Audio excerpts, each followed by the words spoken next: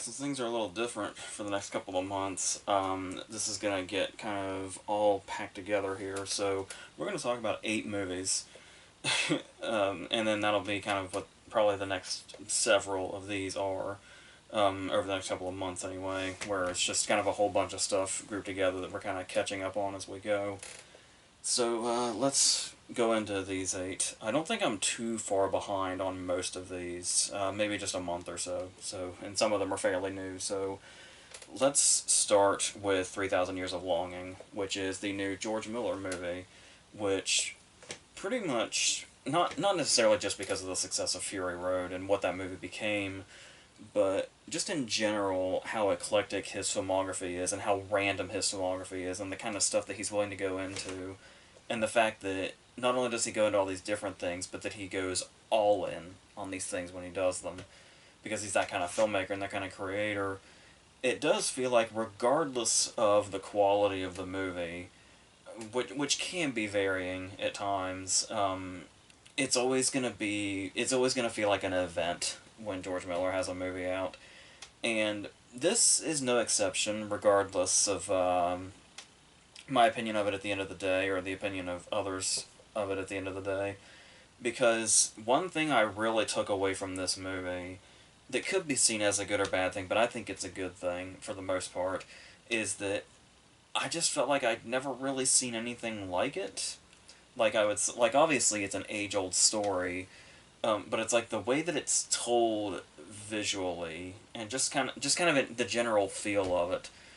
There were a lot of recognizable elements, but at the end of the day, it was like, I don't feel like I've seen something like this in a theater, at least in a theater before, which is wild. And going into it, like, it starts off, seemingly fairly normally, where we have Tilda Swinton, and she's traveling to this event of sorts that she's speaking at, and we learn that she is a narratologist, I think it was called. I saw it a week ago, so I'm kind of trying to bring the memories back. Where she studies narrative and just structure in general. So, kind of the perfect person to be at the center of what is eventually going to be a fairy tale of sorts.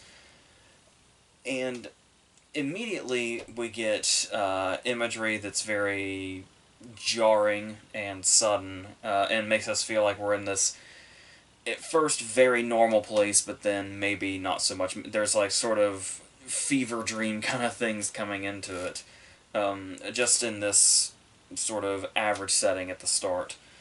And then as it goes on and she goes up to her hotel room, which is apparently the hotel room that Agatha Christie wrote Murder on the Orient Express in, um, the fever dream stuff goes as far as it can go when she is introduced to a genie played by Idris Elba.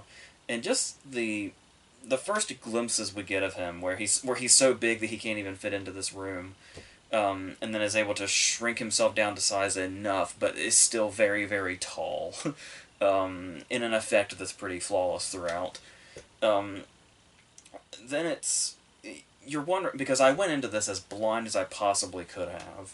So I honestly just had no idea where it was going from the get-go. I knew that Idris Elba was playing a genie, and that was about all I knew. So that's where I was. But once we go into him telling the stories, then there was something especially appealing to me, because something I really love is anthology stories, like anthology movies or anthology books or whatever. Just like individual stories with their own individual narratives with kind of a wraparound happening in between. But while this does handle that pretty well, and does feel like it's on this very sort of epic scale, and like the sort of contrast we get as far as the wraparound being just them hanging out in their bathrooms in a hotel room, Idris Elba and Tilda Swinton.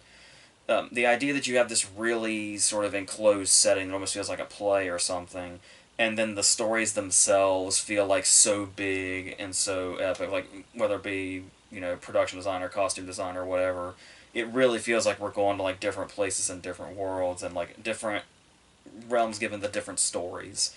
And that is what it feels like for a while, and I was really into it. But then at some point, I do think this movie kind of loses its way in a big way, because while it is interesting to see this from Tilda Swinton's perspective, because when she comes in, she's like, given what her job is, she's very aware of the tale itself, of a genie willing to grant you three wishes, because she's very aware and she's very cautious, because the moral of the story, more often than not, is that the wishes do not go according to plan. And it always comes into question if the genie himself, or itself, is trustworthy or not, or malicious or not. And so, what I really like about that is watching Elba's performance, where you're keeping that in mind as an audience also, especially Swinton as a character as well.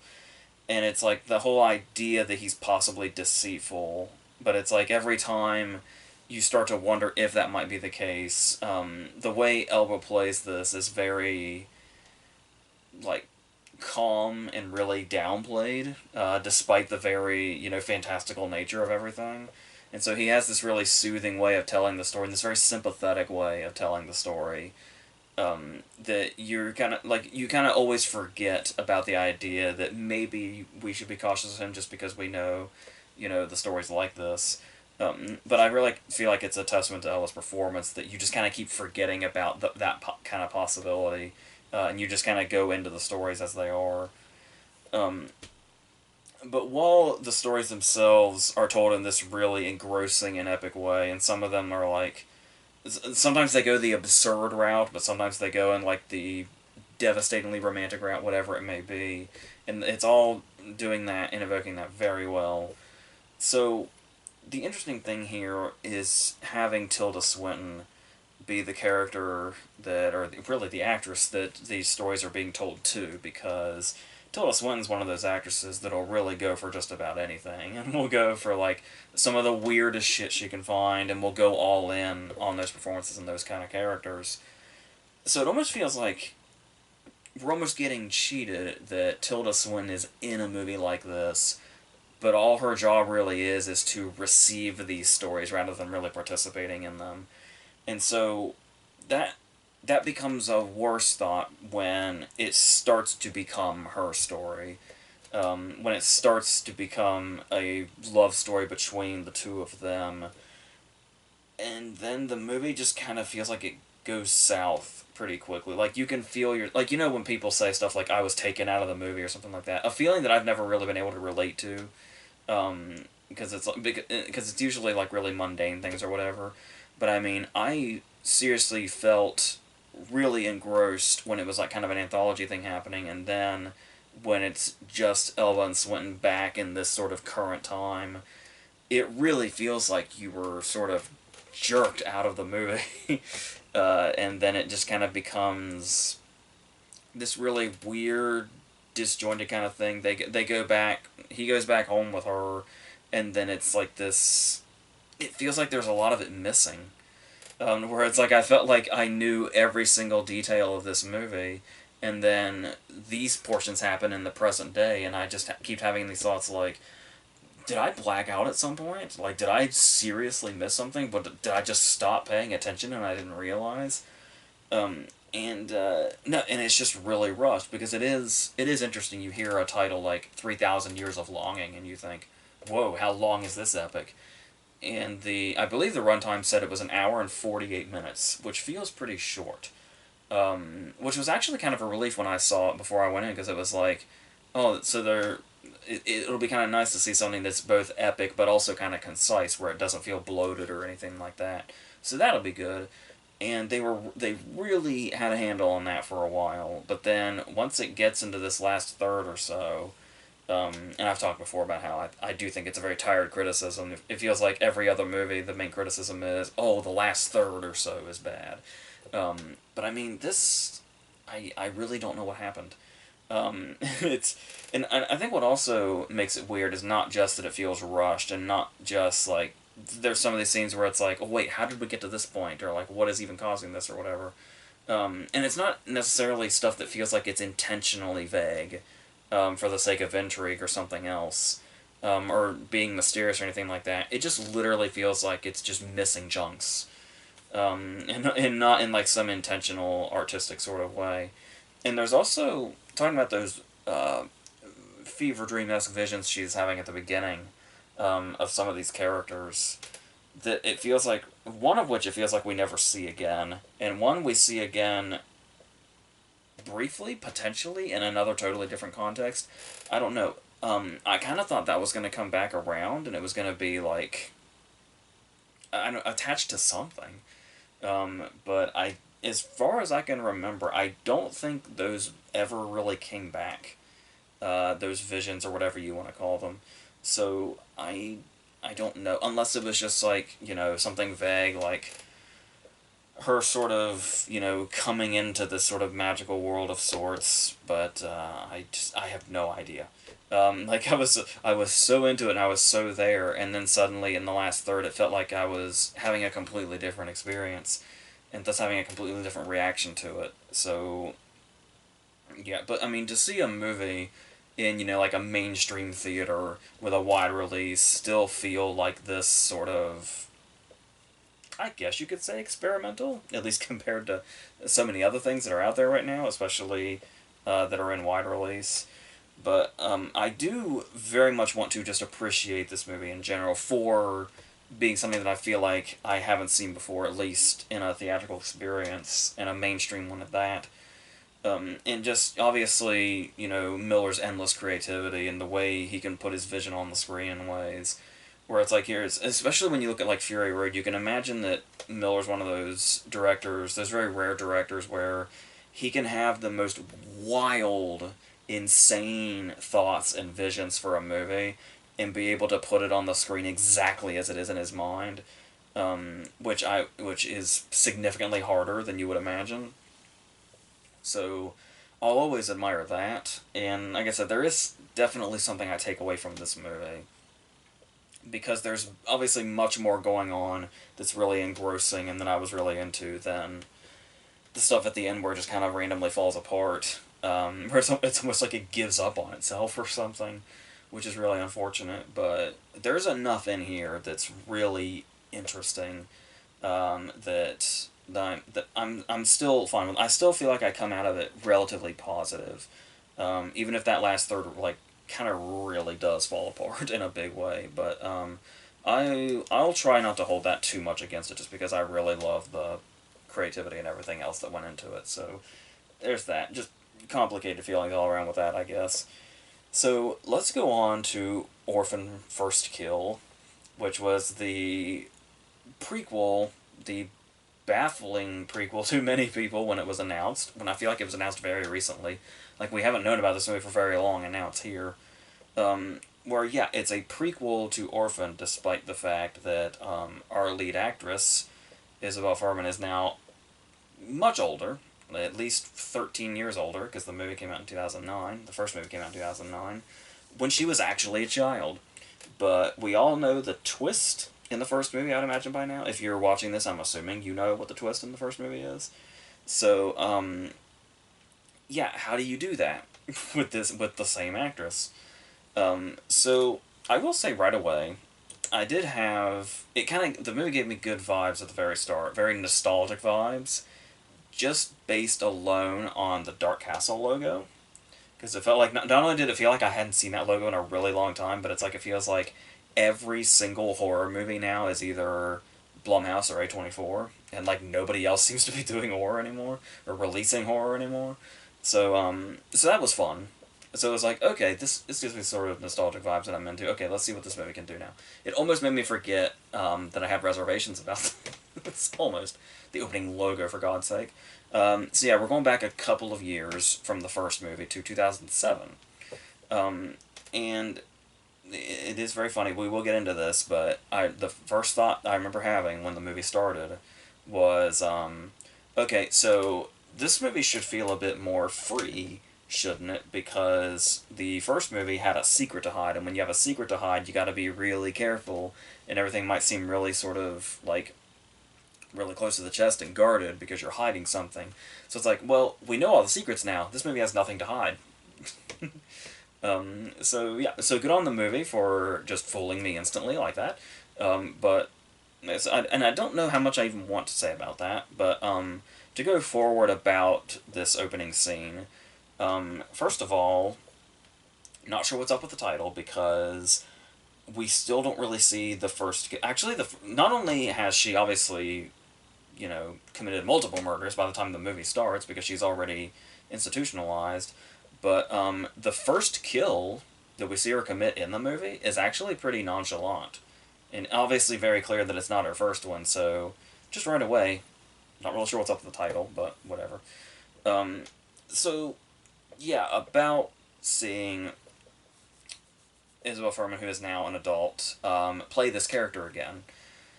I remember hearing ahead of time it was going to be like they were going to use, just angles and a little bit of CGI and go from there.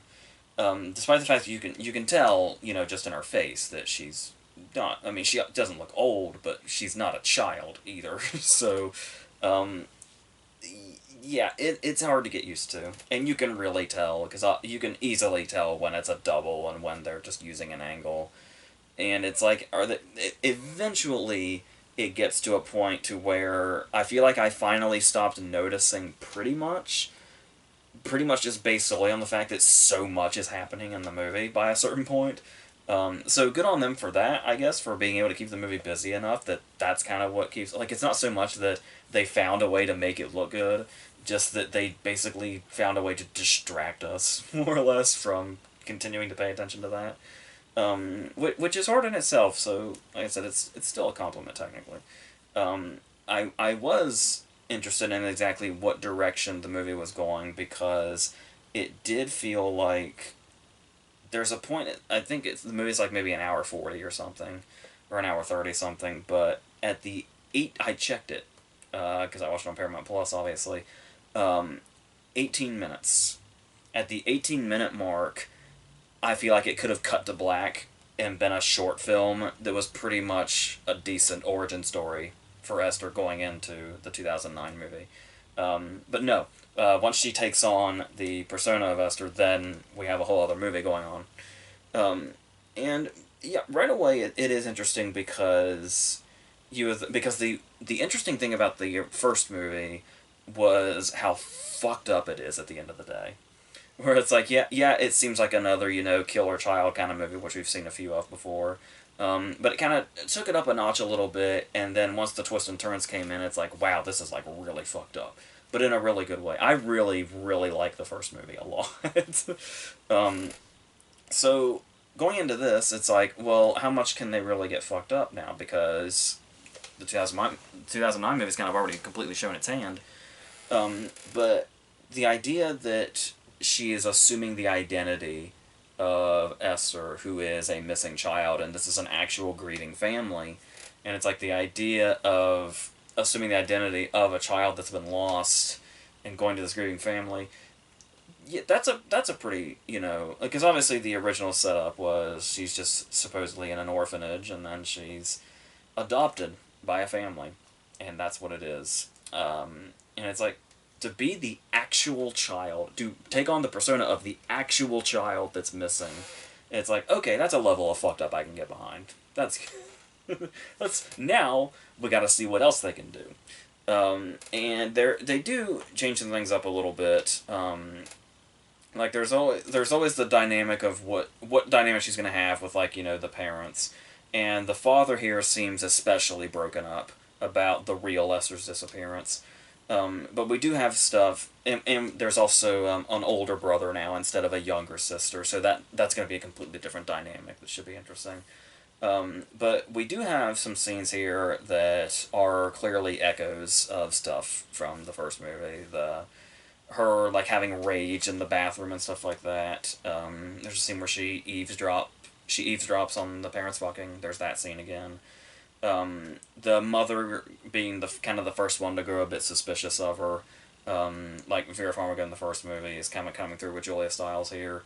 There is a midpoint kill scene like CCH Pounder in the first movie, and you can sense that we're building to that for a while, and you kind of know which character it's going to be pretty early on. But then, what I was talking about before, where it was like, so the movie has nothing to hide, right? Like I said, I know you can't even say anymore that a movie has a twist without people getting pissed off, because just saying a movie has a twist is technically spoilery. But yeah, I will honestly say that I did go into this movie, now it especially feels pretty naive, that I just assumed there's not really a twist that you can have. So they do take that approach, but the thing is that while I can appreciate that the movie is probably not what a lot of people think it is, um, the what exactly is going on, or what they say is going on, does still kind of bring in a lot of questions, and they seem awfully vague about what exactly the events that happened beforehand that led to where the movie comes to at this point. I feel like there was still a lot of stuff we didn't know, and that these blanks weren't filled in by the time the movie ended. So I feel like that kind of took away from the power of it, where it was like, while there's a turn here in the middle, it does make you go like, oh, whoa. But then there's kind of a softening of that impact, because you're trying to figure out, like, so what exactly happened and why? And it feels like that's kind of vague, whereas, so it's not going to pack the punch of the reveal in the 2009 movie, where we get we get the whole layout, and it's like this whole, and it's kind of punch after punch after punch of a reveal, because it's like, oh, it's this thing, and then as things are being revealed, we're putting it together ourselves, like, oh, this is what the whole damn twist is. And like I said, this one feels like it's revealing a twist and then just kind of stops, and it's like, you got the rest. And it's not really. I'm not quite sure what all happened to get us to this point, but yeah. But then it goes from there, and then dynamics completely change. The movie completely changes. So that's fun, I guess. I feel like I did like this movie overall, but it is a bit frustrating that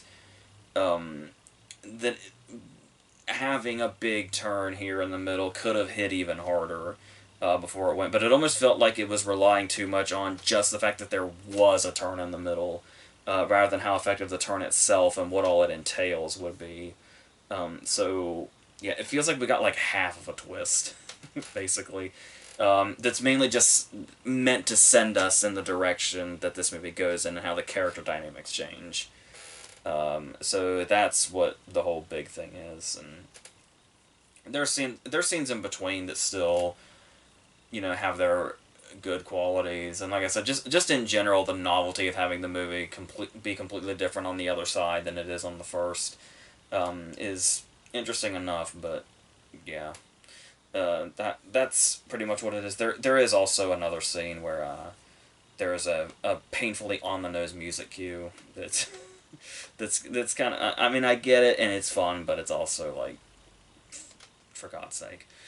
So so yeah, but overall I think I'm fine with it though. Like, obviously it's not, the quality of the first movie, and it's not the surprise of the first movie, but it is fun that it is trying to be a bit more than it lets on, even if its title still makes no fucking sense. So, let's go on to 13 Lives.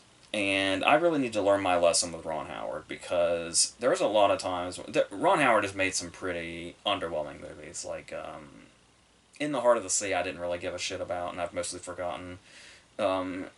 Just every now and then, Hillbilly Elegy wasn't great, obviously, but for the most part, he can make really effective. He gets a lot of criticism for being like kind of maybe a bland director at times. But I, for the most part, really don't. We can take out the Da Vinci Code movies as well. But when he does movies like this, when I say I need to learn my lesson with him, what I mean is he has a lot of movies, past and present, that I've procrastinated watching. Where it's like, oh, I'm sure that movie's fine, but I'm just not really, I can't get myself in the mood to watch it. And for some reason, a lot of the times it's Ron Howard movies, before I'm seeing them for the first time. And usually when that happens, especially with Ron Howard, I end up loving the movie. And that's exactly what happened here. I procrastinated on this movie for like a month, where it was like, I'm sure it's good, but I also feel like I kind of watched it already, because The Rescue was just last year. But wow, even despite it already being this riveting story by a director whose true stories are in very capable hands. I was still just so surprised how much I took to this. Because it's one of those movies that you're like, yeah, I'm sure it's good because we know it's gonna have emotional impact. It's gonna do. We know all the beats it's gonna hit. But somehow this movie still found a way to like really like not just hit the beats, but it nails them. And that was kind of the surprising thing. So, and like I said, and I don't really have the animosity towards movies that a lot of people do that are like, movie versions of documentaries we've just seen where it's like, yeah, we have all the details and we saw the real thing play out. So it's like, what can you really do with a movie? But I do like the way movies can seemingly get like really up close in a way, or like show us things that we might not have seen or think just a bit more close up than we might not have seen in the documentary. Mainly with like the inner workings of the characters themselves, not necessarily just the events. Because most documentaries are going to be the events up close, obviously, but it's sort of the character dynamic here. I feel like we get a bit more out of, especially with three particularly capable actors here with Viggo Mortensen, Colin Farrell, and Joel Edgerton. Which, just holy shit, just saying those three names together, not to mention the fact that they're in a movie together, is insane and amazing. Um, but yeah, one thing I was a little concerned about was the runtime, but as it turns out, it is deceitful if you're watching it on Amazon because for some reason some streaming services, I think Disney Plus does this too. It's not as long as you think it is because they add to the runtime when like they play the entire credits and then they play like the credits in different languages. So the movie is actually like 5 or 10 minutes shorter than the runtime you see on Amazon would let you believe. So and that's the kind of thing where if it gets in your mindset, it can probably make a movie feel long, which is unfortunate. So I was concerned about the length going in, but I was very pleased with the fact that it basically gets right to it. Because while I was saying that it's great to see you can see like the characters kind of flesh out a little bit, because there's going to be so many characters involved in this. The question would also be like, how long until we actually get to the event, and is it gonna be too stretched out? Because the movie is longer than the documentary, which is kind of alarming at first. But it still gets us there right away, but also doesn't feel like it's really sacrificing any kind of character stuff. At least for like our major characters and characters that are eventually going to have some sort of emotional impact as the story goes on. That's like really significant to the narrative itself because there are some characters here like some of the other divers and stuff like that, that aren't the main three. Do feel like they're kind of pushed to the side a little bit, and it's like, and most of the time you can't tell who's who because everybody's suited up and everything. But still, that doesn't stop from some of the really emotional beats coming through, as they're doing, and the way that it's also able to combine the suspense of it because it is something where you do already know the outcome, obviously, but somehow Howard and everybody involved have made it to where all the suspense is still very much there. And I don't know if it's just like the production quality where it's like you can just feel how much water there is, you can feel how enclosed the spaces are. I get if there's one thing I guess they cut down on, it's the fact that the journey into the cave is so long every time. But what I thought they really handled well with that was it's like how do you portray that, without making your movie like in real time. But what I really loved was the way that they set up knowing how long it is. Like we see like a map and stuff like that that shows us, and we're told how long it takes. So I feel like that they captured that not in like making it feel like it's a very long journey as they're doing it, but it's like before they start, like when they get into the cave and we know that they have to go back out, there is this sense where it like waits for a second and there's enough time to set in to where it's like you get the pre-sense of how long it is rather than necessarily how long it is in the moment, which I feel like could be just as effective, given how the scenes play out, which I was perfectly fine with. So it's, like I said, I don't know any other way you would really portray the length of the journey back and forth. So I feel like getting this sort of pre-sense of it going in, like this feeling of dread of like, I mean, once we get out of here, we got a long ass way to go. Just getting that feeling in, I feel like, at least for me, did that enough.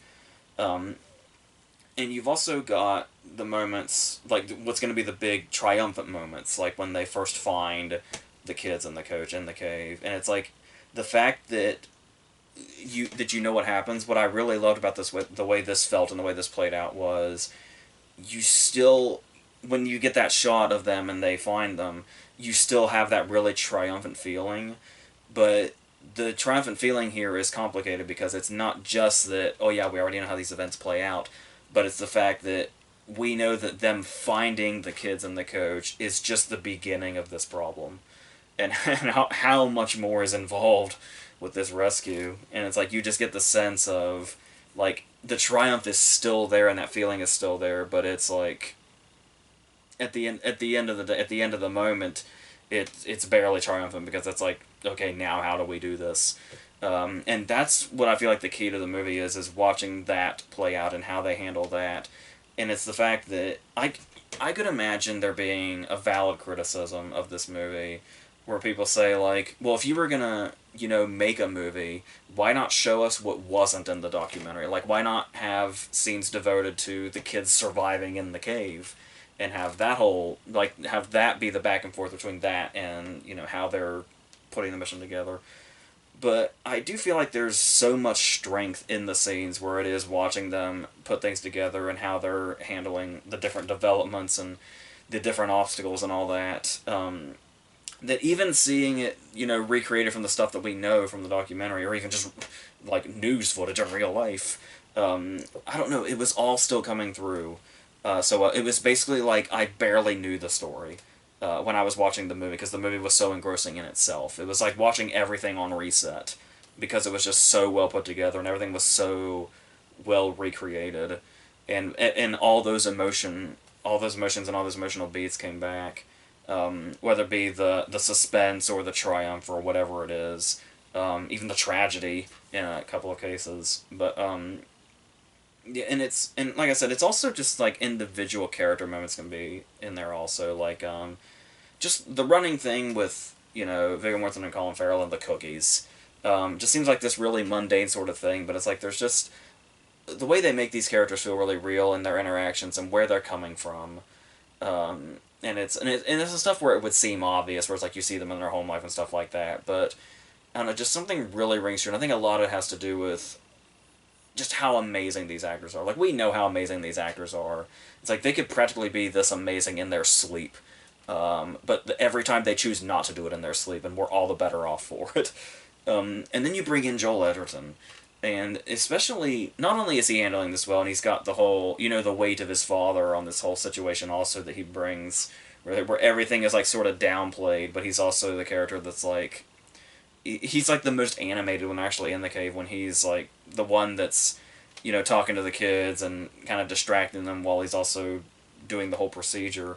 And those scenes where he's like running through the same routine every time and saying the same things every time, but with the exact same amount of enthusiasm as he did, 10 times before, is like the way all of this was handled. It doesn't, like, we know these faces. And there's many faces in here that we kind of don't know, that aren't near as famous as, these three. But it's like, nobody in the movie feels like an actor. Which is pretty amazing, especially since some of them are so recognizable. And the fact that the movie didn't really add any sort of drama. Like, it doesn't feel like anything was added to it. Like, it just literally feels like it's the events playing out, as we saw before. Like, everything feels like it's not, movie-ified, I guess you could say. And yeah, I could see somebody arguing, like, okay, then what's the point? But it's, like I said, somehow, some way, they've managed to recreate the same feelings. Like I said, almost made me forget I had just seen the documentary or already knew about these events in real life, because you just get so engrossed with everything as it goes. And it's, like I said, it's crazy how that can get pulled off, but they managed to do it. Because Howard's just that good. Because Howard's not, super flashy or anything like that, and I think that's another reason he gets criticized often for being maybe a bit blander than, some of the more flashy directors, but when he puts out stuff like this, it's Yeah, I think this is one of my favorite movies of the year, which I'm honestly very surprised to say for many reasons. But yeah, let's go on to Me Time, which is a Netflix comedy starring Kevin Hart and Mark Wahlberg. And when you first hear that, my first thought obviously was, oh, that will probably be garbage, especially with the whole being a Netflix comedy thing, and Kevin Hart doing his Kevin Hart thing. But the thing that was kind of holding me back from that was that Mark Wahlberg has shown that he is very reliable for the most part when it comes to comedies. So it's like maybe the balance between them, there might be something there. Because it seems like it's always, whether it be Ice Cube or Dwayne Johnson or something, it's always like who can balance out Kevin Hart as much as they possibly can. And Wahlberg seems like he's probably one of the better fits for something like this. But I was a little concerned at the start because it opens and literally just the first shot looks like a cheap Netflix movie, cheap Netflix green screen and all that stuff. That just in the whole sequence too, because they're doing the whole, they're in like the wingsuits and they're diving and all that, and it's like Netflix for a comedy is not going to put any budget into that. We all know that. Like they could throw $200 million at a movie, and they won't even bother to make this look even remotely real. It doesn't matter to them at all. But I will say it is kind of clever that Kevin Hart and Wahlberg are supposed to be in their 20s in this scene, so having them in the wingsuits is kind of a clever way to cover that up, I guess. But yeah, then we flash forward, and we see Kevin Hart with his family now, and he's married to Regina Hall, and everything. It's gone from shitty Netflix green screen aesthetic to the aesthetic of a commercial, essentially. But they do make some interesting choices here that I was really surprised by, especially for a comedy like this, where they kind of subvert things every now and then. That where you see the aesthetic and you see the jokes and you think, oh, I know exactly what this movie is. So I'm appreciative of the fact that they kind of throw in these things, like having the whole setup of Kevin Hart being the dad that's stay at home and he knows everything about his kids and all the stuff that they're going through, all the stuff they need to do, their responsibilities and all that.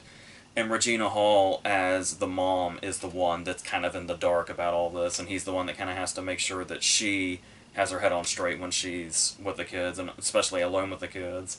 And it's like, it does kind of subvert that a little bit, where it's usually like, the dopey dad that has no time for anything and doesn't know his kids' names and all that.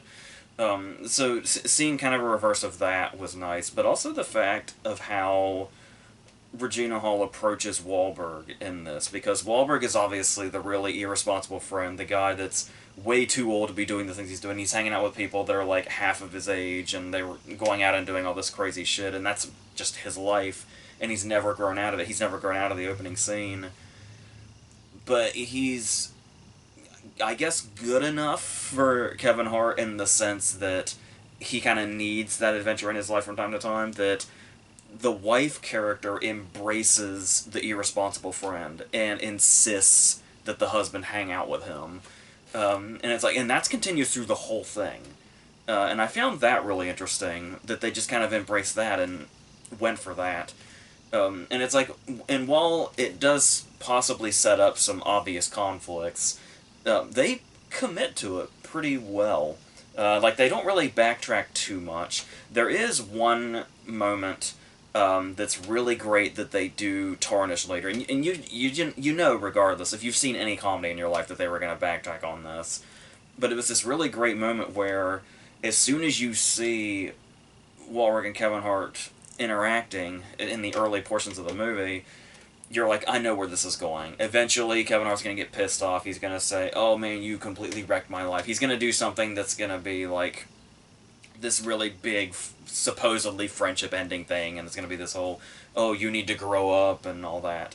And you can see it coming from a mile away. But very early in the movie, like really early, before there's even a time for Kevin Hart to blow up at him for any reason, Wahlberg just goes on this little rant about how, I actually do all this stuff just to stave off the loneliness, and it's like he's aware of how irresponsible he is, and it's like, and I just feel like I'm in your way, like I feel like my ways and your ways just aren't really meshing, and I'm bad for you, and it's like, And it's like, wow, they're covering all this really early, so we don't have to do this later. That's great.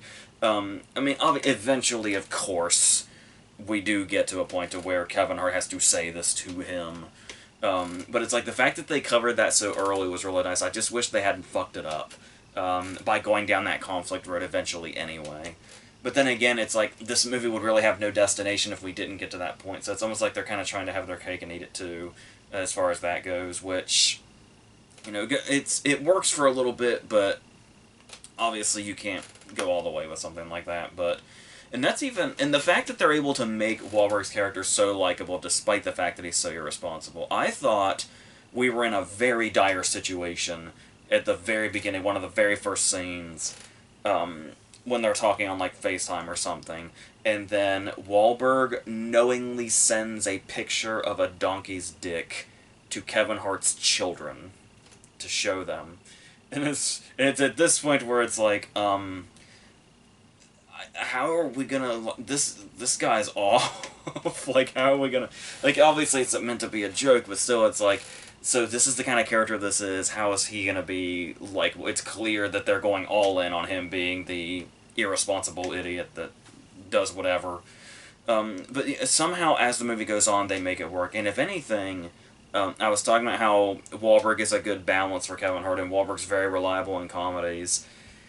Yeah, there's a large portion of this movie towards the beginning where Wahlberg is missing, and you can feel it. It's this whole portion where it's a very long time before he comes back in because he's introduced at the beginning, and then there's a long portion where it's Kevin Hart home alone, and he's trying to do everything but hang out with Wahlberg, and so that's just this very prolonged montage.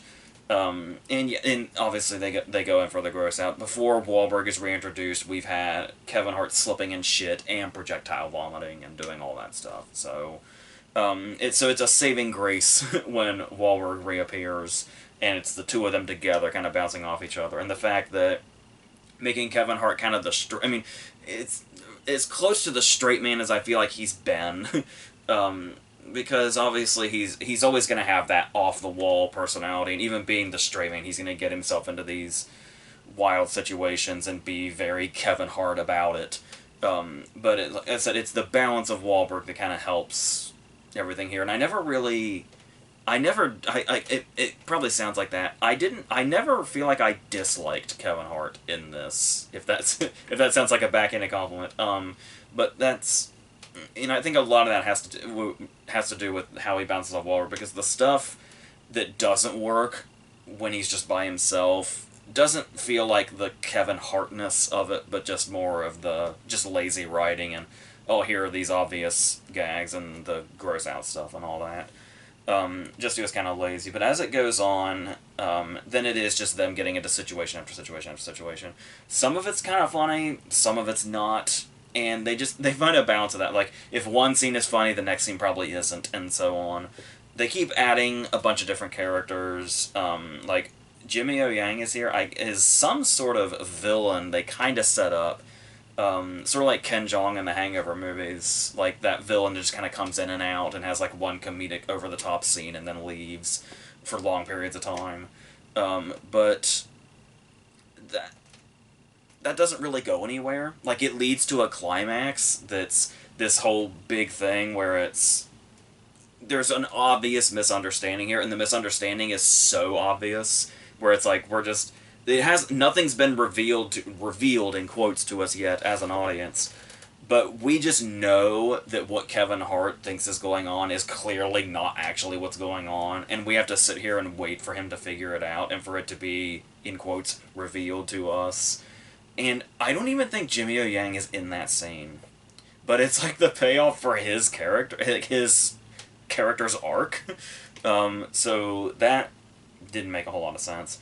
Another person that they bring in here is this Uber driver that they order, that sticks with them throughout, like, the second half of this and all the stuff they get into. And it's one of those characters where you can tell they're meant to be like a scene stealer, and like they're meant to be like it's supposed to be this great addition to the movie that this character just does not go away. Like the character just sticks with them after a while. But none of that was really working for me. None of that is very funny. Some of the stuff here that is funny, because I was surprised at how much this movie does have like actual like laugh out loud moments. There's just a very simple joke, but still funny. Um, Hearing Mark Wahlberg take a jab at Blue Bloods was kind of funny because Donnie Wahlberg's on it. There's a scene where Kevin Hart has a very angry phone call with John Amos that I found very funny. There's also a very funny scene involving a child singing Hallelujah, auditioning for a talent show, and how it's a whole sequence of this kid singing. Like a whole montage happens with this kid singing over it. And then there's a.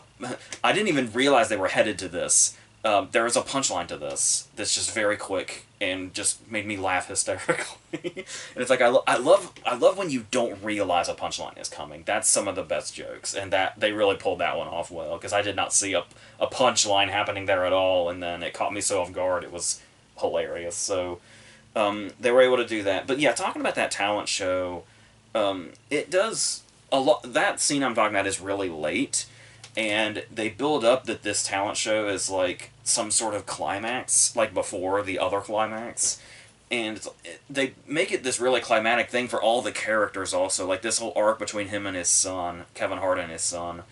But I that never really seemed like it was a cohesive thing. I never realized whenever they mentioned they mentioned the talent show throughout, but they never it never felt like we were headed towards anything, so it was kind of weird to me. It's like, oh, this was supposed to be a climax the whole time? This was supposed to be a climatic moment the whole time?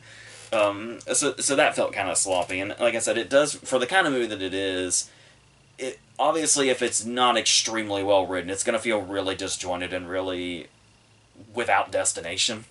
So that's what it feels like a lot of the time, so it's not great, but like I was saying, it's definitely funnier than I thought it would be, and actually better than I thought it would be as far as like some of the characters here. Not all the characters, but some of them. There's even one like side character that seems kind of throwaway.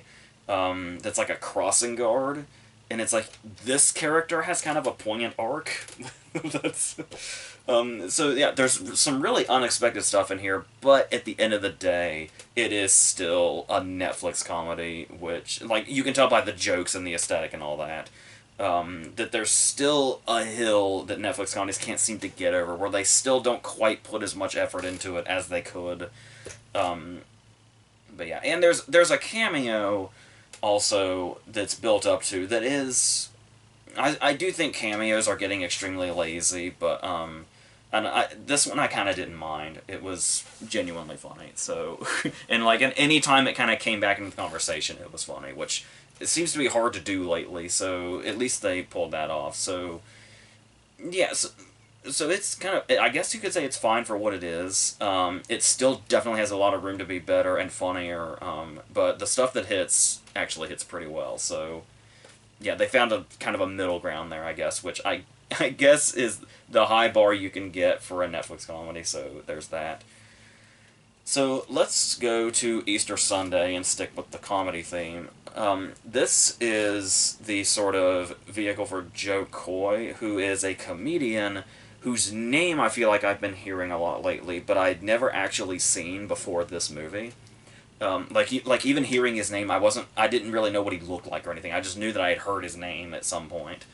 And so this is my introduction to him, and this is a case where usually, like back in the day, if you were a comedian that was getting a sort of breakout role, typically it would be like in a sitcom, and it would be like the sitcom is based on your comedy, like, Ray Romano or Louis C.K. or something. But here we're going to a movie, but it is, the movie is basically about a comedian getting a sitcom, so that's kind of clever in itself already. And I noticed, without really having any introduction to Joe Coy prior to this, that right away it seems like he's very likable. Like, I could see how somebody like this would be like a hit right now. And as far as it being like a movie about family, it is also a case, and this might sound like a backhanded compliment, but it is like endearing in its own way, where when you look at him and his family, you kind of get the sense, you definitely get the sense that they feel like a real family, which is what you want in a movie like this.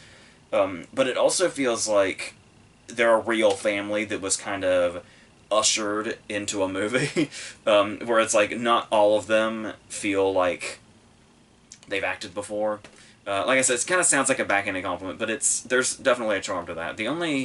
I feel like the only person I really recognized was Tia Carreras, his aunt, I believe she was.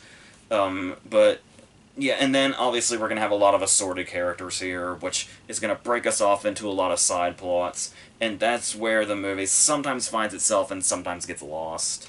Um, Jay Chandrasekhar is the director, who obviously I love, but I have found that while his work with the Broken Lizard movie seems very strong as far as him, like, directing and making a cohesive comedy, I've noticed when he's not with Broken Lizard and he's directing movies, it doesn't work as much. So I don't know if it's just the dynamic he has with those guys that really, really brings out his strengths. But it does feel like things kind of fall short here as far as like how the movie's put together. Like, it's funny we were just talking about a Netflix comedy with Me Time, because this movie feels every possible way like a Netflix movie. Like, it feels like a streaming movie anyway. Like, aesthetically and the story and even the jokes, it feels like something that would have gone straight to Netflix. Um, but I mean, good on him for getting a movie that was actually in theaters. Like I said, like aesthetically and everything else, it feels like a movie that was made for streaming. And it feels really shoddily edited also in a lot of cases. But, and especially when you have so much going on a lot of the time. And it starts itself off in a way that feels like we're headed in a good direction. Where it's like, when it starts off with him and the relationship between him and his son, and it's like them going on a trip and, getting for this Easter get together with the family. And it's like the relationship with them felt like it was going to be like this nice dynamic. And it's like, if the whole movie had been the trip and it was him and his son, I feel like they could have had something kind of strong here. But then we get to the family, and there is the dynamic there, but like I said, it's a lot going on at once, and it feels like it's breaking off into like sitcom plots. Like, it feels like a bunch of different sitcom episodes this movie's going into, and it's like they're trying to all happen simultaneously, and it starts to feel really messy and all over the place. And the comedy's not always landing, but the complicated thing about that is that, like, take for instance the scene in the church where he starts just performing comedy. What's interesting about Joe Coy as a performer, I found just through this movie, which is all I have to base my judgment of him on, is that his comedy wasn't making me laugh.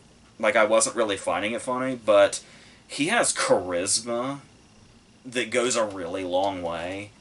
So it's like, whenever he's, telling the jokes or telling the stories or whatever it is, even though I wasn't laughing, I can definitely recognize that how that charisma goes a long way. Like, usually when you're watching a comedian tell a story or do a joke or whatever, and it's not making you laugh and you don't really find it funny, and everybody else is laughing, your first thought is, why is everybody laughing at this? Like, why would anybody find this funny? It wasn't weird to me that a crowd was laughing at this. Like, like I said, the way it's his delivery, I guess, where it's like, I can easily imagine this guy being a big hit, even if he doesn't make me personally laugh. And it's not weird to me that he could get a whole crowd on his side and win over a crowd. So, even though his comedy didn't really work for me, I don't think that doesn't make the movie bad or anything, or doesn't make his comedy bad or anything like that. That's probably just a me thing. So the fact that I can see his presence, I feel like makes the character strong enough and his performance strong enough that that's fine. And there's the whole thing of like adding what surely must be real life experiences of this, talking about how the job he's going after in this sitcom, he's being told to do an accent that he clearly doesn't have. Like, it's part of his his background, obviously, but it's like the fact that he speaks with a, I don't know what you'd even consider a normal accent, but they want him to speak in an exaggerated accent, which I feel like Aziz Ansari's talked about that a lot also. So it does feel like explored ground, but at the same time you can feel what's certainly personal touches throughout it, which is fine. So that all of that is great. But what really brings this movie down is just the really convoluted subplots and the family conflicts. There's this whole thing about the son finding like a girlfriend, and then that's like a whole thing in itself. Where we introduce a whole other character that goes, and it's like we're going in so many directions here, and it kind of feels like Joe should be the center of everything, and it feels like they're trying to make sure that Joe's the center of everything, but like I said, the tangents this movie goes on just go way off, and it especially gets to a point to where it's like I feel like it's a kiss of death when you have a comedy that's this simple, where it's like it's just about a family. When you have a comedy that's just basically about a family at the end of the day, introducing a subplot involving guys with guns is more often than not a kiss of death, and it's like, what is what is this? It's like, how is this ever gonna mesh with everything else that's going on here? And yeah, it's basically 5 or 6 sitcom episodes all cramming into one movie that's barely over an hour and a half. And they try a lot of running jokes, and those don't really work out either. Like, there's one running joke where Chandrasekhar also plays his agent, and they're talking on the phone, and every time he wants to end the conversation, he says, like, oh, I'm going through a tunnel, or oh, I'm losing signal, or something like that. And typically, when you have running jokes, they have, like, a payoff or something. But nothing. There's nothing really like that here. Like, they just kind of do these little jokes here and there that felt like they were going to serve a purpose eventually, but they just kind of don't. There is one joke here that I really liked, that was kind of returning, and that was the fact that there's an actor in this movie that plays himself. Like it was like when I saw him, it was like, oh, him. But then it was like the second, like, just the one more turn of the joke where it's the fact that he's playing himself is even funnier. And he's great in this also. So I'm trying not to reveal who it is because I don't know how much that's out there, because I don't think he's on the poster. So yeah, but there's yeah. So that's it's funny also that we're talking about this right after Me Time, because there was a lot of stuff here that was reminding me of Me Time, where it's like Jimmy O Yang is in this too. There's a point in time where somebody's watching a Tiffany Haddish comedy special in Me Time, and now Tiffany Haddish has a cameo in this. A desperately unfunny cameo, like much of Tiffany Haddish's appearances in comedies. Like I said, just the general Netflix feel, and Me Time actually being a Netflix movie. Both movies have a singing interlude, which, like I've been talking about many times before, singing interludes are usually the most desperate place a comedy can get to. Where, like I said, I actually didn't mind it in Me Time, but here it just feels like, oh, yeah, we're supposed to feel like a feel-good movie, and feel-good movies have people singing in cars, so we'll just do that. But it's clearly, like, just filling in the runtime. So, yeah, so I wish I had, better feelings about this movie. Like I said, there's definitely likable people in it, and Joe Coy himself seems very likable, and I'm sure could carry another movie with better material. This just kind of feels too much all over the place, and isn't near as funny as it should be, and not just when he's doing like his own comedy, but just like the situations and the subplots throughout. Just don't really, are clearly supposed to be funny in themselves, and they're just not really working. Like I said, really the funniest thing here is what I guess you could call the cameo, even though it's really a full part. But yeah, so pretty much like Me Time also, just very sort of middle ground where it's like some works and a lot of it also doesn't, and what works is really trying, but what doesn't work is really bringing it down, so that's unfortunate. So now let's come back down to the more dramatic, I guess you could say, and go into Breaking, which is the new movie starring John Boyega as Brian Brown Aisley, who was the real guy in The Real Story from 2017, you probably heard, where he was the Marine with PTSD and mental illness and all that, that wasn't getting what was owed, and that had money taken from him by the VA, more or less, and was trying to get that back, and in desperation took hostages at a bank, with no intention of causing anybody any pain. He just wanted this, what in the grand scheme of most things from these big areas that cause all these problems, a very minuscule amount of money. And obviously with tragic consequences. But what's interesting about this movie and how it handles it is the first part of it feels very much sort of confined to one place, where it's just him in the bank with the few people that are in there. And there's something, while there's definitely something tragic in the air, given the whole setup and where we know it's likely headed, there's also almost something weirdly comedic about it, with how he's so in over his head, and how the movies, I feel like, makes the right choice in sort of playing that up in this way to just sort of show, where it kind of shows the absurdity of the situation itself that he has put himself in here at the bank, but that almost seems to highlight just the absurdity of what put him in this position to begin with, and just the senselessness of it that put him in this place, and to sort of actually give some of the early moments here, this almost comedic vibe, just kind of makes sense in a way where it's almost like you're laughing out of exasperation rather than anything like truly comedic actually happening.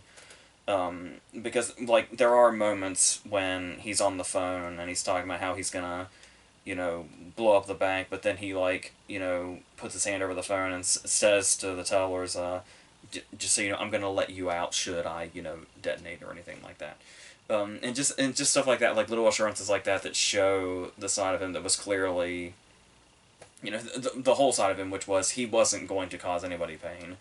And it's like the way they portray that is, yeah, and it's where they really find this line with the tragedy and just the absurdity of it, that they handle really well. And what's really driving this entire movie, what really makes the whole movie worthwhile, apart from telling Brian's story, obviously, is John Boyega's performance, where there's so much that he has to do here, where it's like, first of all, you take the idea of him having the sort of power in this room, but then there's like, when you think about out there, and there's just this sort of helplessness to it that really starts to come through when it becomes the movie focuses what's going on the inside and the outside, and you can kind of see the different sides of what's going on here. But he has to tackle pretty much everything there is. Like, we talked about, those, tragically comedic moments at the beginning, but obviously there's going to be moments where he has to get really big and emotional. Then there's the stuff where he's introverted and terrified with what's going on. And then obviously a lot of this is going to be backed by just anger and frustration and desperation. And you get that from beginning to end, like seeing him sort of, like, without even much dialogue at all, him coming to the conclusion of what he's going to do, and then going in to do it, and then everything that plays out. But there's also those moments where, like, his paranoia is going to set in, and what's really interesting is the moments when his paranoia starts to set in before anybody else is even on the scene. And that's going to sort of ramp up this sort of tension, and some of the ways they handle that are certain flashbacks. Like there's a helicopter above that's going to trigger a flashback.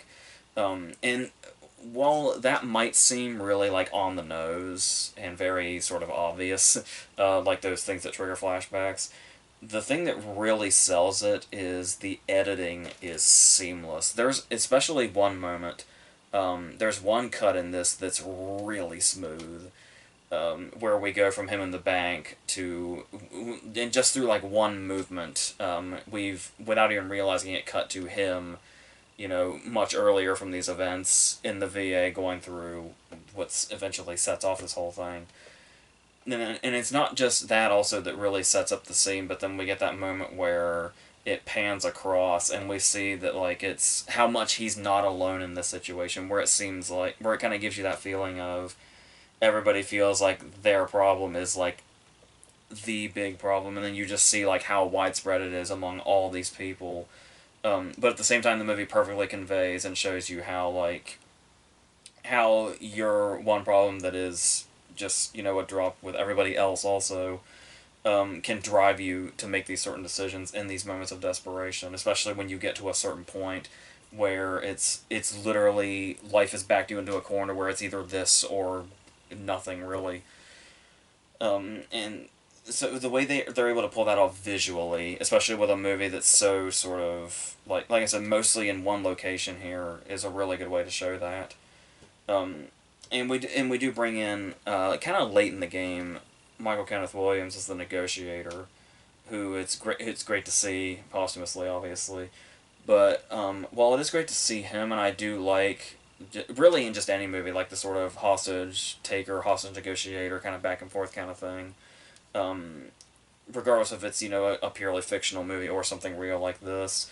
I do think this movie's power mostly lies in Boyega's performance and just kind of the stuff inside the bank. Like if the movie was only set inside the bank and everything else on the outside was just implied or just done through like voice work and the phones and stuff, I feel like Boyega could have still easily carried this movie and we could have had something just here. And I almost wonder if it would have been a bit more of an effective movie because it's when we start cutting more to the outside stuff and the cop stuff and all that and the news stuff, that it feels like the movie kind of hits a wall after a while, and everything kind of starts to feel like, I don't know if I could say repetitive, but it doesn't feel like there's much progression for like a long period of time, particularly in the second half. And I think a lot of that has to do with the time we spend away from inside the bank, where, like I said, it's what's going on outside is good, and Connie Britton's here also as like a reporter that he talks to through the phone, but it just feels like it's never as strong as when we were in the bank for sort of long periods of time, and seeing how he dealt with the hostages and how we really got to see like the human side of him to really show how he got into the situation and how it's how he's not going to be a bad person just for us, how he was really put in this position, and on top of him dealing with mental illness and PTSD and stuff like that, and it really humanizes him in this way that makes the situation understandable when it might not seem that way on the surface at all. Like you could never relate to that on the surface at all, but then when you see the details of it and how human this person was, then it all kind of starts to come to light.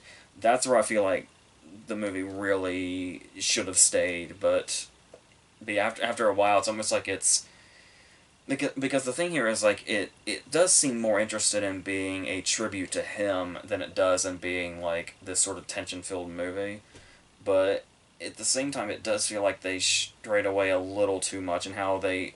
It's almost like they felt like they had to do a certain amount of scenes or spend a certain amount of time on the cop stuff and the new stuff and stuff like that, when really this one character in his predicament is all you really need. Everything else could have just been background noise, and this still could have been a really solid, effective movie that really told this guy's story well. Which it still does. Like it's still, respectable in its way, and even to the point to where when it gets to its very abrupt finish, where it's like that in another movie that might seem sort of off-putting and jarring, but it's in this particular case it's just that's real life, and I think it helps a lot to know that, because it does give it much more of a real feel. Whereas, like I said, I don't know that it would work as much if it was in some fictional movie or whatever. Like if it had been written by anything other than history, but yeah, so I guess I do think that there's definitely something in here that's really great, but it is watered down just a little bit by everything else that's kind of going on that isn't completely necessary to focus on when you have this guy at the center of it and Boyega's performance at the center of it, which could have taken us the whole way, but I feel like maybe it strayed just a little bit too much from time to time. Like I said, eventually I feel like it kind of hit a wall, narratively even, despite the fact that we're looking at real life. But yeah, there's still a really, really good movie in here, and it's definitely worth seeing, not just to learn this guy's story, but to see this incredible Boyega performance. So yeah. So let's go on to Emily the Criminal, a movie that I wish I was as fond of as I was Breaking.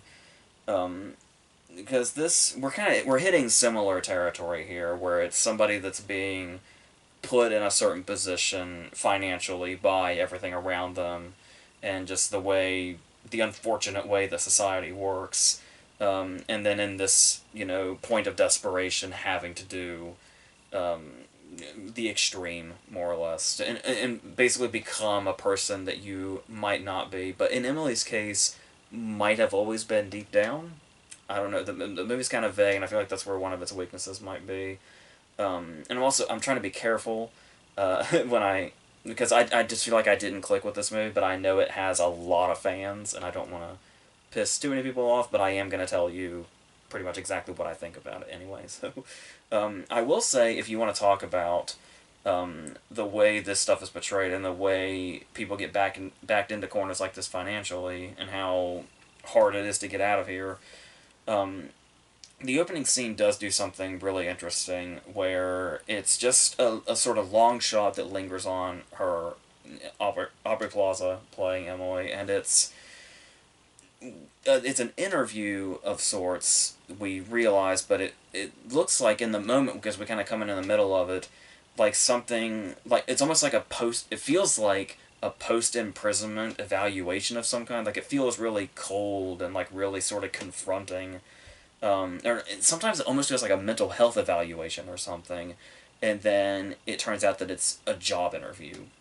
And I feel like just that in itself, just the way that scene is shot and the way it plays out and the way it feels, it kind of says something about that whole world, and like just how soul sucking it can be, and how just crushing it can be, especially when you're in a situation where this is gonna make or break your life.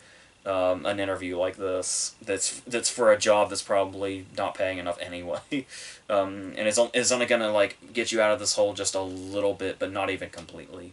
And so setting that up in the first scene is a really good start. Um, but then as it goes on, it kind of feels like the intent was to feel like kind of like the '70s crime movies a little bit, like the more downplayed '70s crime movies about somebody in a desperate situation, kind of trying to work their way up. But I don't think it quite reaches. Well, I can definitely appreciate kind of going in that direction and kind of trying to get that kind of feel. It doesn't really accomplish that, I don't think. We do have the introduction of Theo Rossi's character, who brings her into this world of credit card fraud, in this sort of gathering, this sort of Reservoir Dogs-esque gathering, where it seems oddly open to the public, I guess you could say, despite its very sort of seemingly underground, supposedly feel, where he's just kind of recruiting these people, and he's like, if you're uncomfortable with this, you can just leave, and it's like it's weirdly open. So there's that, but then once she gets involved and we get to see how she sort of climbs the ladder and the jobs get more and more dangerous as they go, there is a certain type of tension building here that I do really appreciate. But a lot of it is, I think a lot of the problems that I have with this movie are character driven, I think. Because one of the things that's real, because this is the type of movie in general where it's just sort of made or broken on the characters and how strong the characters are. And honestly, I just really wasn't interested in a lot of these characters, and a lot of it has to come from Aubrey Plaza and Theo Rossi's characters having a sort of chemistry that I really wasn't feeling was there much at all, and that was just kind of ended up being a sort of domino effect, because once you don't really care about the characters, it's really kind of hard to care about anything else. And like I said, there's something wrong here, because like I said, the way they set up in the opening scene the position that Emily's in, you should immediately be hooked to this character from then on. But it felt very early that I sort of started to feel that detachment that never really came back. And it's not that it's certainly not that the character's supposed to be likable. It wasn't that kind of detachment, because that kind of detachment, especially in a movie like this, is perfectly fine. If anything, it's the point. But I don't. I think something else that wasn't helping was the fact of talking about the position that she's in and how that's going to be symbolic throughout this whole story. Where it's interesting that not quite sure how to put this or articulate it, but it kind of beats you over the head with that. The whole idea of it being this whole, you know, capitalism and then causing everybody, like, the sort of class separation, and there's the people that she works for when she's delivering food, and then there's her and she's in this completely different situation, and it's like they live on two completely different planets. And there's something in there, but at the same time, it feels like they're beating us over the head with it. It also feels like they don't really explore it enough. Like it's being used as more of a plot device than something the movie's really trying to explore. And it's like, or it feels like it's a setup point, but then there's not really anything else. I feel like that's might have also contributed to me not feeling as much for this character as I did in literally the opening scene. And then from then on, it feels like for the last few years or so, we've been seeing some really great debuts from writer directors, and this as far as this one goes, this one does feel a lot like, I don't want to sound too condescending. It does. This movie feels like a first script, and it kind of feels like a first time director, where it's like you can kind of see influences, but everything just feels very sort of surface level, but trying to be deep, but just not quite getting there. And it's like you can see everything that it wants to be and what it wants to do, but it just never feels like it's reaching any of those points. And the structure itself also feels like it's out of a screenwriting handbook, where it's like you get moments where the characters and the plot will just stop and characters will just speak, and usually, especially if they're characters that you click with, plot wouldn't matter. Like just watching the characters interact and helping them feel real, is just in itself could be engrossing to you. But like every time the plot would stop and Plaza and Rossi would just talk, it just felt to me like it was written in the script. This is the character development in all capital letters, and I felt that pretty much every time we had sort of a stopping point here, and a point that would be to enrich in the characters, but it always just felt like a script at work to me, which is unfortunate. And then there was one portion that I also wasn't liking at first, which was anytime it felt like there was something flirtatious about them, or subtly flirtatious about them, or like there was some sort of supposed connection there. It was just like the whole, okay, now they're obviously going to bang at some point. We're just waiting for that. But what I was misunderstanding there was that was only like kind of a starting point. Like once these characters do sort of get to know each other, intimately, that's only a starting point to where the characters, like the two characters as one unit go.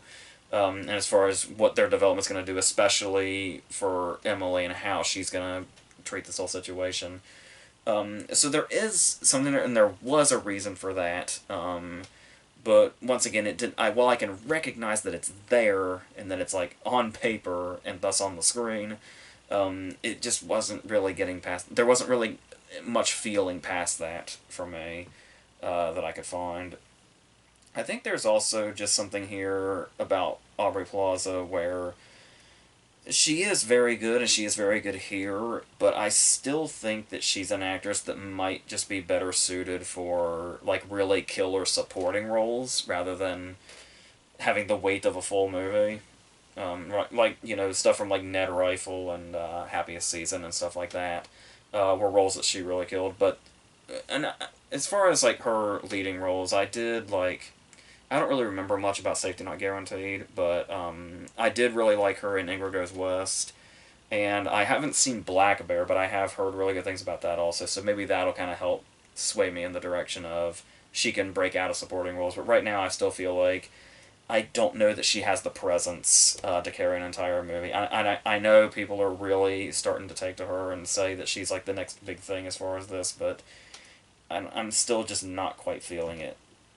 So there's that. And I think another thing also is about the Emily character and the way that she's written is that when you talk about the character she is at the beginning and the character she is at the end, there's a clear arc here, but it does feel like there's like a whole middle portion of this arc missing.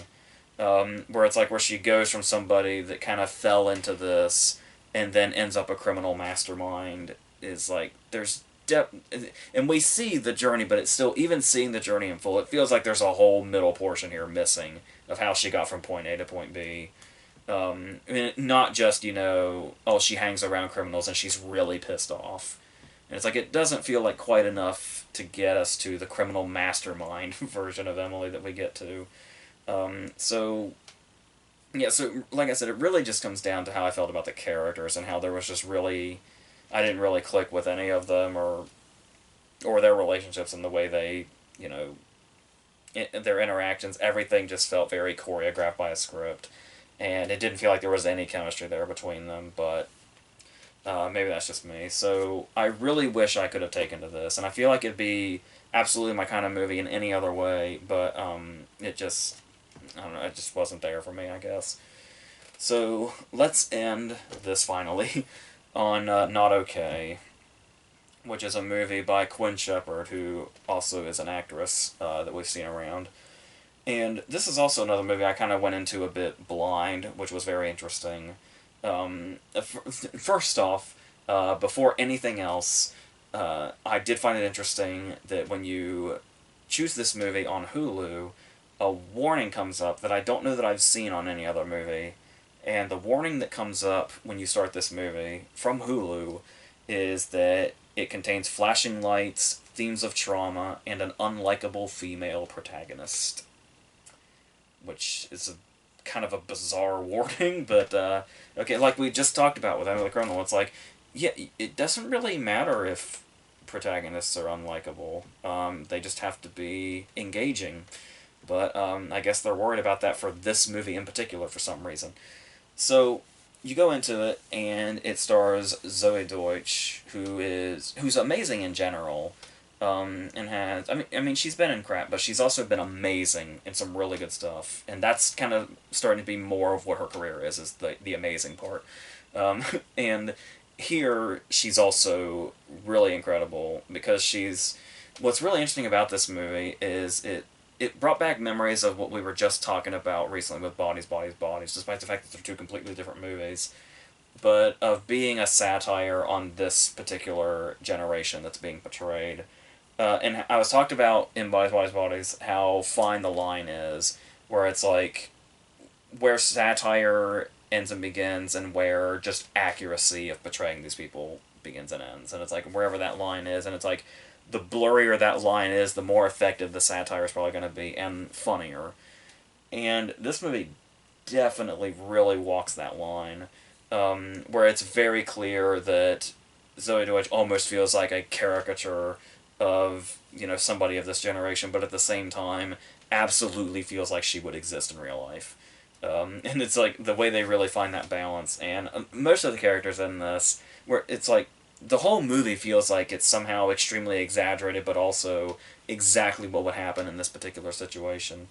But what's interesting about this is before anything has been revealed, we essentially know how the movie ends because of the beginning, where it's Zoe Deutsch looking like she's just been completely ruined, and she's on the internet, and she's watching videos, she's looking at tweets, she's reading articles, and it's all about how, because of something she did, she is being hailed like the worst person in the world and a national shame.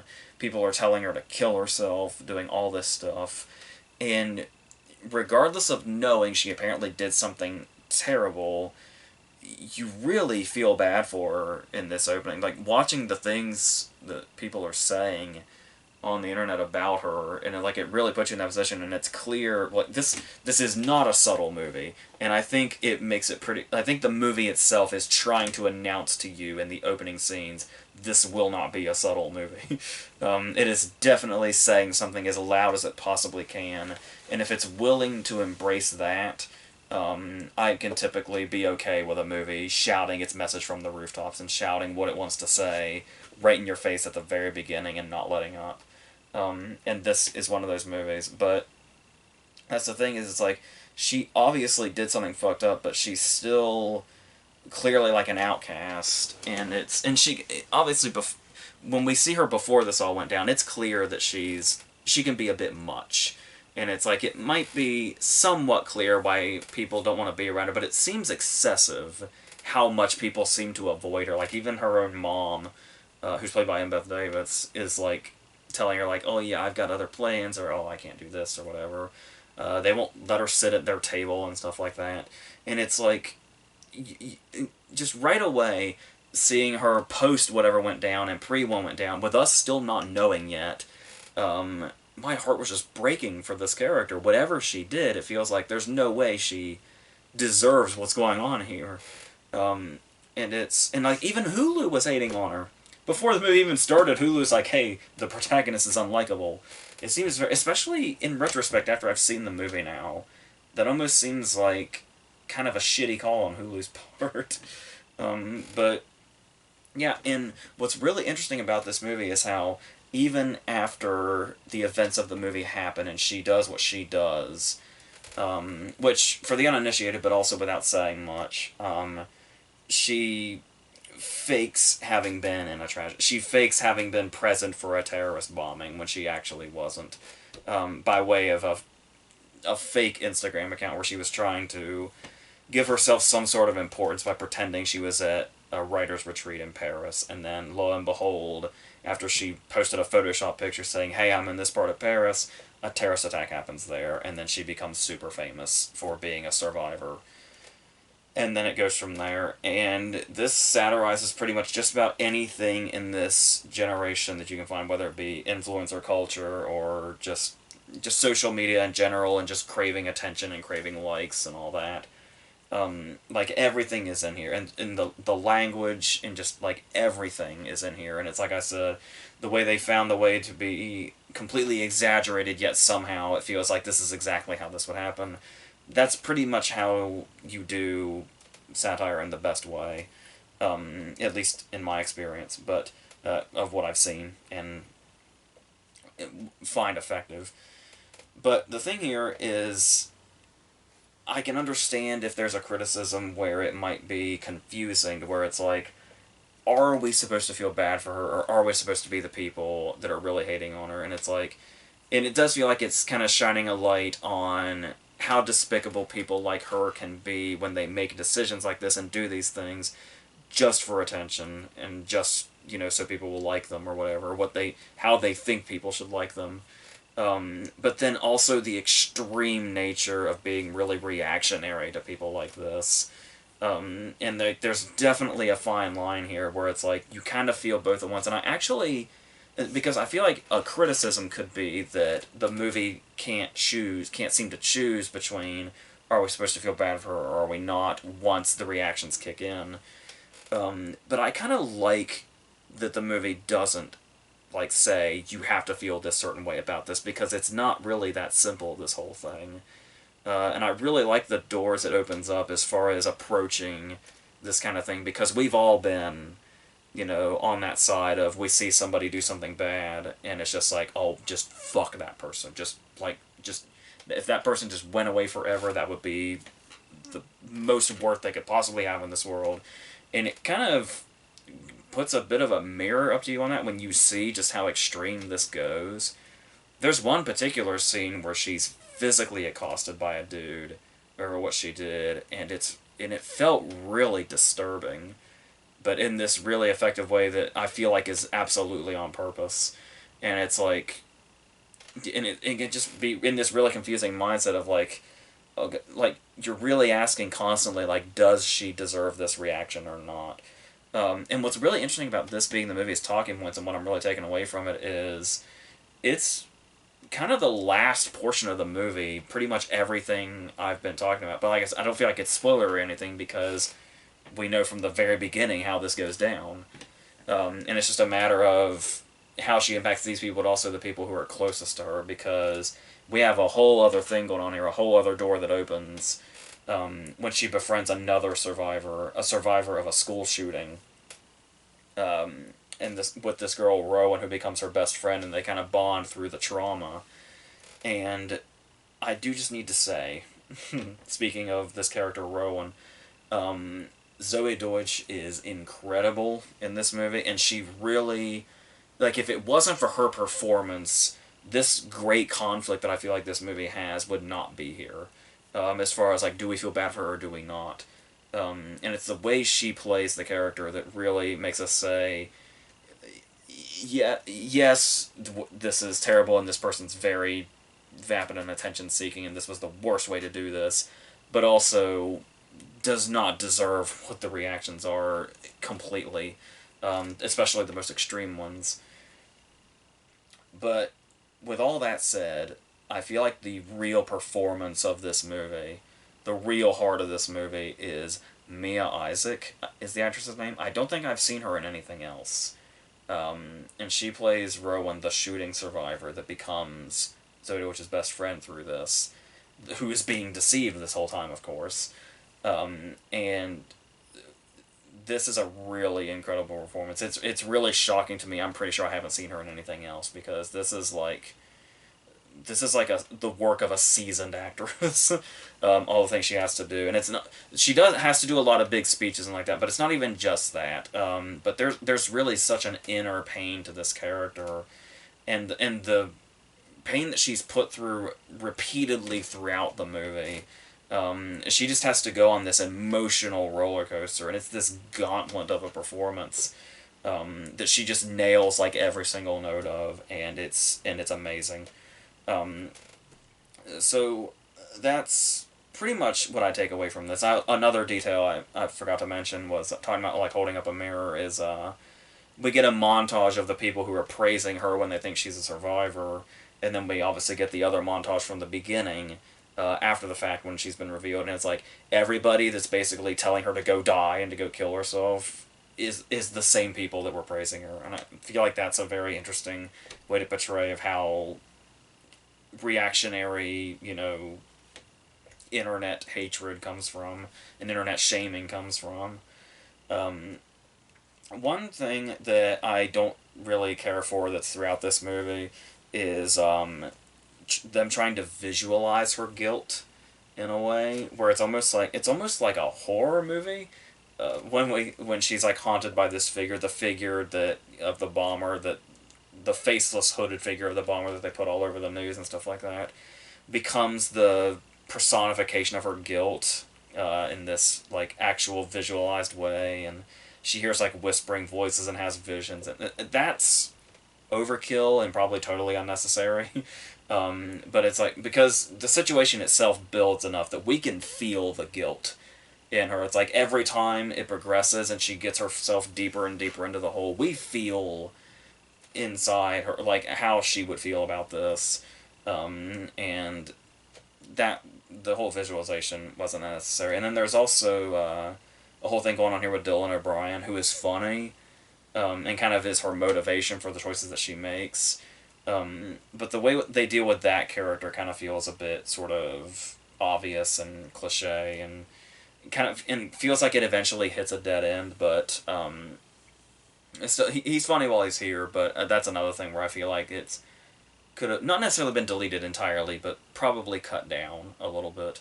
But yeah, really, it's the performances and the really interesting dilemma of how you approach this character. And like I said, I love the way the movie sort of leaves it open for you to feel how you're gonna feel without trying to tell you how to feel about the characters. Is really admirable. And another really admirable thing was I felt really blindsided by how the movie ends, in a kind of a really good way, where I was like, yeah, I don't want to say too much, but it's, yeah, like I said, just the way the movie feels open, and like I said, I can imagine it being criticized for it seeming maybe too open and maybe too reliant on, oh, we'll just let the audience feel it and let the audience decide, because sometimes that can just be lazy and be seen as like, oh, ambiguous and artistic. But this is something where it's such an identifiable dilemma, especially in, like, the way online culture is, that it raises really interesting questions about how you would react to this kind of thing, and what exactly is too much of a reaction, and regardless of how bad something somebody did, and like how that is on the grand scale of bad things that people can do, is a whole debate that you can have. So yeah, so I got a lot more out of this than I thought that I would. So I guess we can finally end this here. That's 8 movies for you, and I'm sure we'll have another batch like this in the next week or two as we go on and catch up and see the new stuff also and go from there for the next couple of months. So the next thing is going to be a versus, and a couple of verses, and then we'll have the Q&A and the movie club for Cloud Atlas, I believe. So yeah, so until whatever the next thing is, I think that's it.